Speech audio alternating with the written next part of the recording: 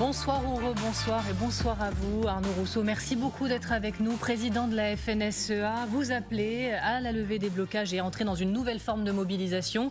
Et aussi longtemps que les phrases portées ne seront pas concrétisées, le tout assorti de quelques conditions, on va en reparler. Mais d'abord, la base va-t-elle vous suivre ce soir? La patronne de la coordination rurale, Arnaud Rousseau aussi, elle a dit « Bon, moi je suis pour une pause progressive ». Mais regardez ce qu'on entend parfois sur le terrain. Il y a ce que disent les leaders et puis il y a la base, regardez. Non, nous on n'est pas d'accord, mais on n'est pas étonnés. Parce qu'on sait bien que de concert travaillent la FNSEA et l'IGA avec le gouvernement, donc tout ça ne nous étonne pas. Tout est cousu de fil blanc et nous on n'est pas d'accord. Ah, écoutez, il faut continuer à bloquer. Écoutez, on n'a pas la puissance de la FNSEA, mais je pense que nos troupes vont augmenter. Voilà, il dit qu'il est rejoint régulièrement par des membres de la FNSEA sur le terrain qui veulent rejoindre leurs troupes, continuer le mouvement, etc. Est-ce que vous êtes sûr ce soir qu'il n'y a pas un monde entre vos positions et celles de ceux qui sont sur les barrages encore ?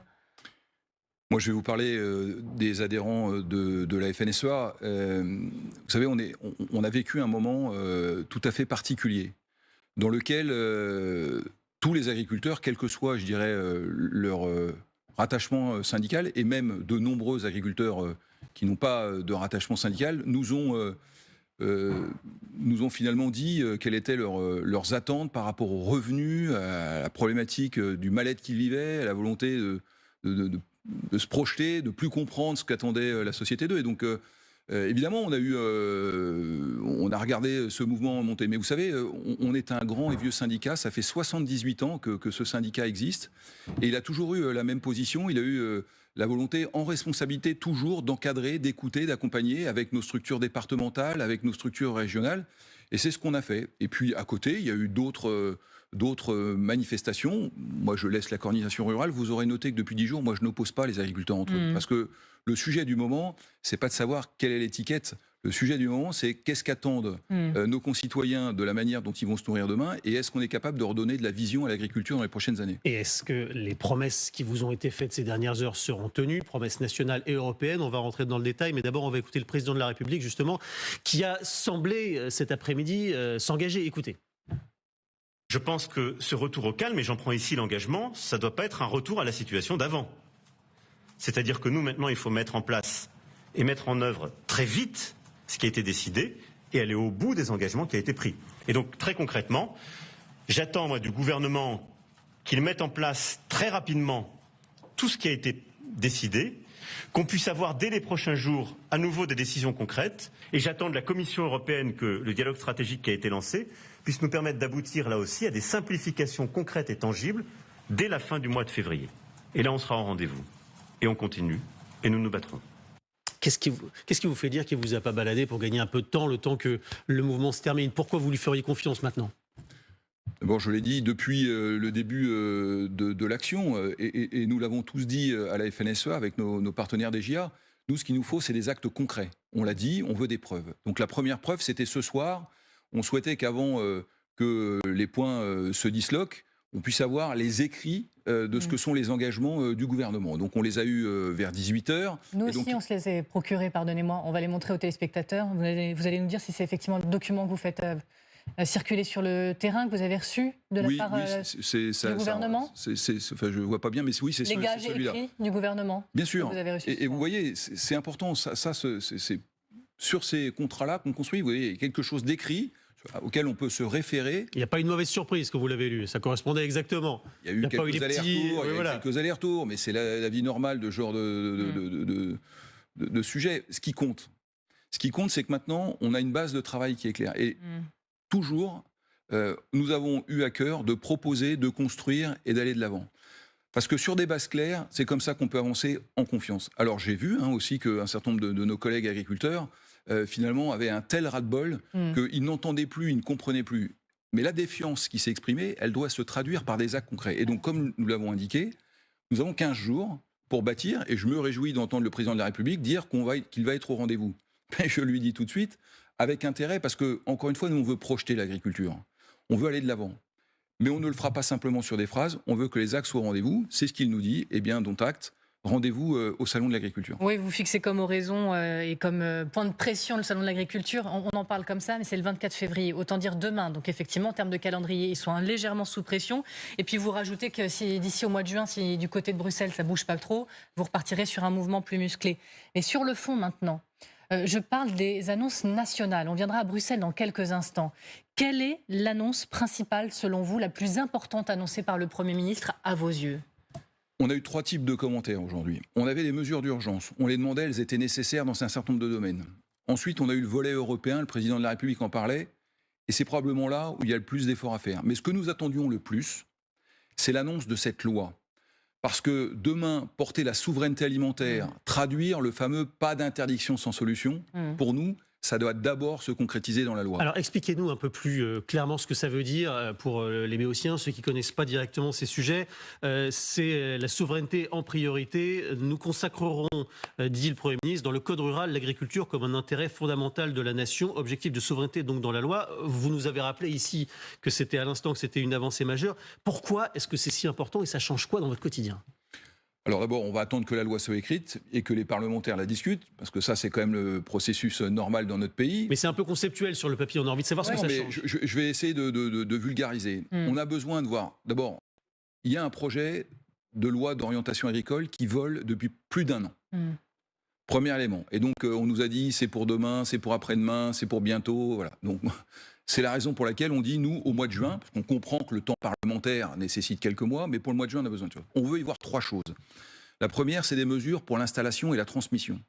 Parce que c'est essentiel en agriculture d'attirer des talents dans les 10 prochaines années. On a beaucoup d'agriculteurs qui vont partir en France. Ça a été annoncé. Donc ça a été annoncé. Encore faut-il voir le contenu. Mais en tous les cas, ça va dans le bon sens. La deuxième chose qu'on veut voir, c'est des mesures autour de la compétitivité.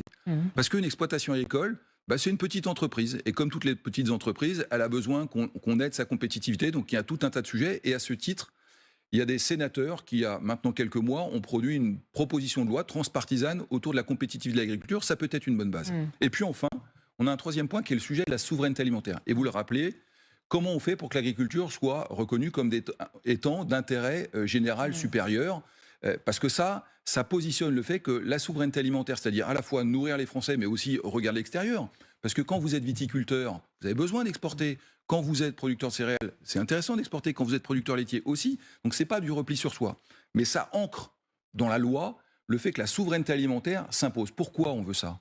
Parce que depuis 5 ans, on importe de plus en plus en Europe et en France. Et aujourd'hui, c'est 1/3 de notre alimentation qui est importée. Et ça, c'est pas tenable. Parce qu'on ne peut pas nous demander des hauts standards. C'est une exception agricole française, d'une certaine façon. Oui, alors, moi, je me méfie toujours du wording, comme disent les Britanniques. En tous les cas, de l'utilisation de mots ou de phrases ou de raccourcis. Ce qui nous intéresse, c'est que, contrairement, et on s'en est expliqué avec le Premier ministre, l'agriculture n'est pas au-dessus de tout. Vous voyez, il y a une constitution et des lois. Nous, ce qu'on veut juste, c'est que l'agriculture, elle ait son juste niveau dans la loi. Et c'est ça qu'on veut. Donc là, le président de la République s'est engagé à ce que dans 3 semaines, on commence à avoir un projet qui sera ensuite soumis aux parlementaires comme n'importe quel projet de loi et ensuite qu'il soit voté. Et nous, on veut que ce soit fini pour le mois de juin parce qu'on pense qu'après, il y aura des élections européennes et qu'on partira sur autre chose. Alors, un mot également sur la grande distribution. La grande distribution qui est clairement dans le viseur des agriculteurs, on l'a bien compris. Réponse du gouvernement par la voix de Bruno Le Maire. Nous allons entrer dans une phase de contrôle massif de tous les contrats négociés. 150 agents mobilisés, dit-il. Des sanctions jusqu'à 2% de chiffre d'affaires. Côté grande distribution, il dit toutes les grandes chaînes seront contrôlées dans les prochains jours. 500 contrôles, même les marques distributeurs. Il parle aussi de contrôle 10 000 pour l'origine française de certains produits.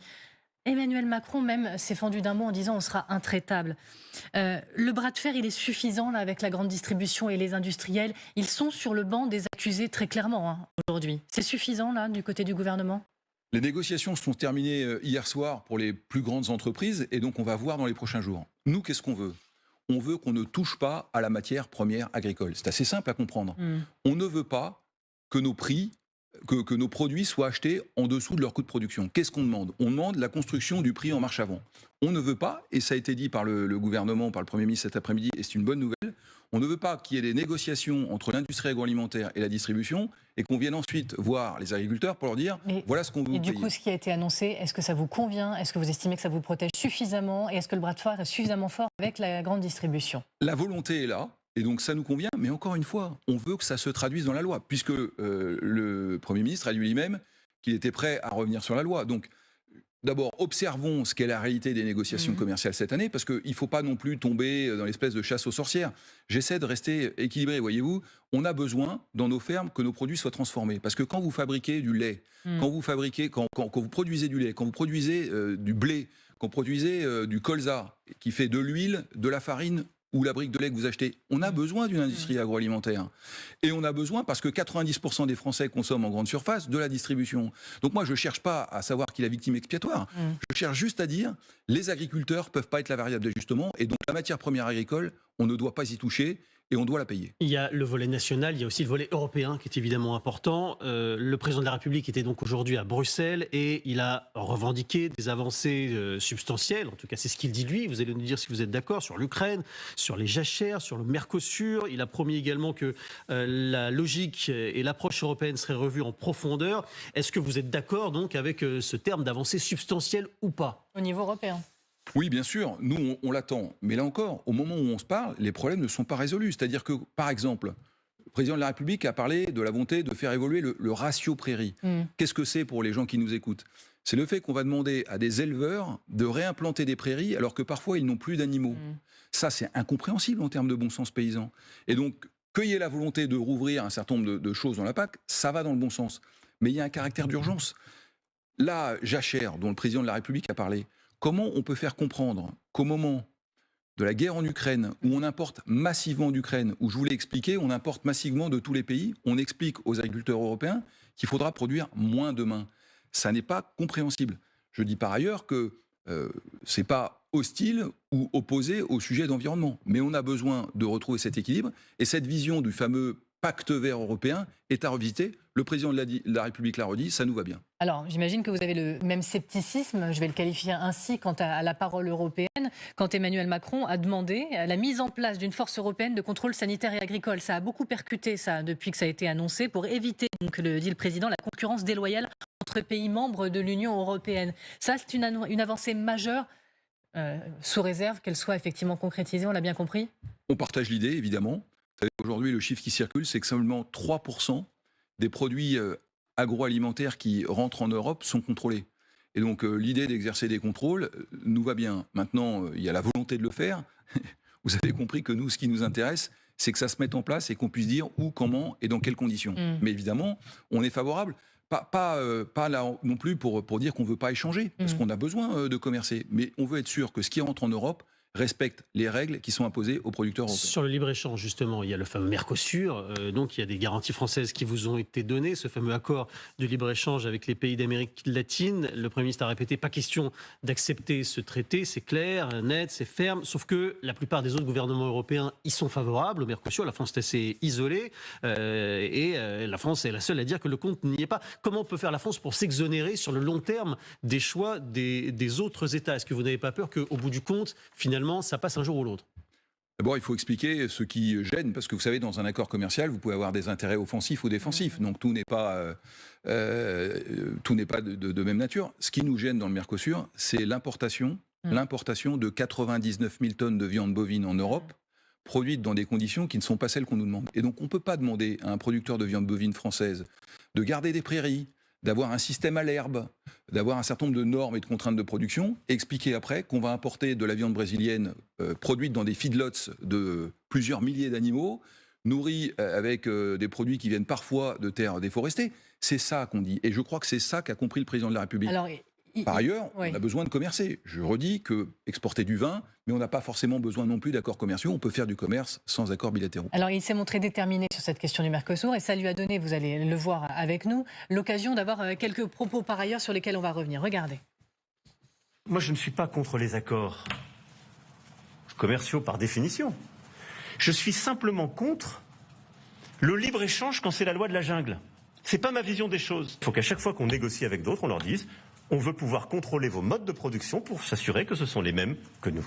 Si nous faisons ça, on peut continuer d'embarquer nos industriels, nos agriculteurs. Si on ne fait pas ça, on va les perdre. Et on fait monter les extrêmes. Alors après, on peut tous dire c'est terrible, les extrêmes montent. Enfin, si on prend des décisions qui ne sont pas compréhensibles. Donc, vous savez, moi, je suis pour l'écologie du bon sens et l'Europe du bon sens. L'écologie du bon sens. On imagine que vous êtes d'accord avec ça. Et attention à ne pas prendre des décisions qui font monter les extrêmes. Est-ce que vous êtes vraiment d'accord avec ça ? Non, alors en tous les cas, pour l'écologie du bon sens, on est d'accord. Je ne sais pas bien ce que ça veut dire, mais en tous les cas, dans le monde agricole, on est parfaitement conscient qu'on doit mener de front les sujets environnementaux et les sujets de production agricole. Nos terres, souvent, elles nous viennent de nos familles. Et on est donc très conscient de l'intérêt qu'on a à veiller à la qualité de nos sols, à la qualité sanitaire de nos troupeaux, à la qualité sanitaire de nos vignes. Voilà, donc les agriculteurs font pas n'importe quoi. Il faut pas laisser penser qu'il y aura une espèce de sentiment productiviste, comme parfois on l'entend. Non, tout le monde est très soucieux de la manière dont on produit. Et les agriculteurs, ils observent le changement climatique. Donc ça, c'est important. Ensuite, vous me posez la question de faire monter les extrêmes. Vous savez, à la FNSEA, on l'a dit depuis le début du mouvement, on ne veut pas se faire récupérer politiquement. Il y a toutes les tendances politiques à la FNSEA, mais notre objet, c'est pas d'être un parti politique. Notre objet, c'est d'être un syndicat professionnel qui défend une vision de l'agriculture qui est celle de la liberté d'entreprendre et du goût d'entreprendre en agriculture. Oui, et d'ailleurs, vous avez dit clairement que vous n'avez pas l'intention de donner de consigne de vote, mais que vous allez d'une manière ou d'une autre participer à la campagne des élections européennes en maintenant la pression sur vos dossiers. On a bien compris lesquels désormais.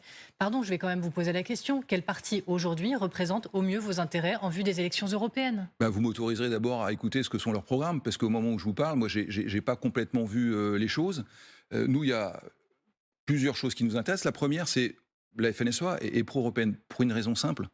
C'est que la plupart des politiques publiques sont européennes et aident l'agriculture. Donc on va quand même pas se tirer une balle dans le pied.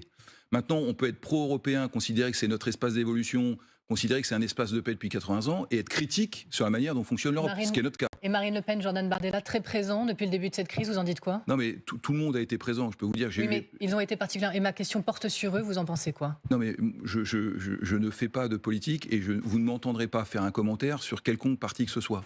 Je redis que c'est pas mon sujet. Et j'ai dit publiquement que tous les hommes et les femmes politiques qui revendiqueraient des positions qui sont portées par la FNSEA auraient notre aval. Donc je ne peux pas être plus clair. Nous, on est pro-européens. On veut qu'on nous accompagne dans cette fameuse rénovation du Green Deal pour mener de front la nécessité de la souveraineté alimentaire et veiller à ce qu'on ait une durabilité du modèle de production. On est reconnu comme étant une des agricultures les plus durables dans le monde. Il faudrait aussi, parce que je ne voudrais pas qu'on termine cette interview, sans dire aussi que c'est une chance pour la France, l'agriculture, et que les agriculteurs, ils sont hyper motivés dans leur métier. Vous les avez vus, ils sont passionnés de vous parler de ce métier. C'est juste qu'en ce moment, ils sont très agacés de ce qui se passe et ils veulent des résultats. Et on a senti votre passion ce soir. Merci beaucoup Arnaud Rousseau de nous avoir réservé votre première interview après cet accord annoncé, cette suspension du mouvement. Merci beaucoup. Le regard, dans quelques instants, un autre regard aiguisé.